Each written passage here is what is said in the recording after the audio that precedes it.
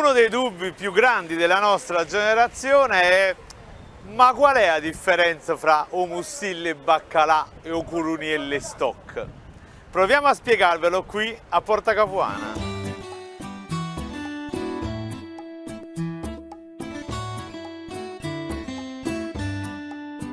La Campania è la regione italiana dove viene consumata la quantità più elevata di stoccafisso norvegese. Tutto nasce in realtà a metà del Cinquecento. L'abitudine di mangiare pesce viene fortemente influenzata dalle abitudini religiose.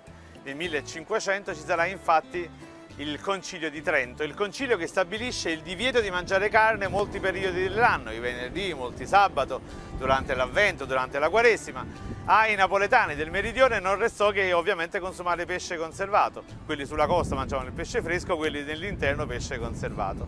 Anche i domenicani di Sant'Anastasia erano veramente straordinari nella lavorazione del pesce conservato, baccalà e stoccafisso. Ma, per rispetto alla Madonna, decisero che le vasche di lavorazione del pesce avvenissero distanti ovviamente dalla cattedrale, perché la lavorazione faceva di una mala maniera. Ecco perché quando a inizio 800 Giacchino Vilà divide il territorio di Somma Vesuviana in Sant'Anastasia e Somma Vesuviana, il santuario rimane nel comune di Sant'Anastasia, le vasche di lavorazione, con loro tutto il know-how, tutta l'esperienza di coloro che lavoravano baccalà e stoccafisso, resta a Somma Vesuviana. La differenza fra baccalà e stoccafisso non è nel pesce base, bensì è solamente nel metodo di conservazione. Entrambi infatti provengono dal merluzzo oceanico, il pesce è sempre lo stesso, solo che se esso viene conservato sotto sale diventa baccalà, se esso viene conservato ai venti oceanici, quindi essiccato, esso diviene stick fish, pesce bastone e quindi stoccafisso. Una volta arrivato a Napoli, entrambi subiscono un processo di lavorazione molto lungo che affonda le sue radici nei secoli precedenti.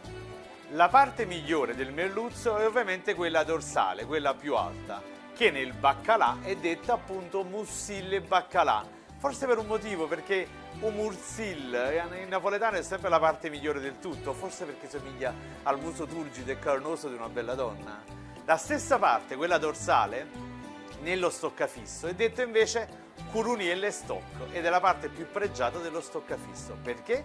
Perché in quella zona c'è proprio la corona superiore, la lisca superiore del pesce che somiglia proprio a una corona.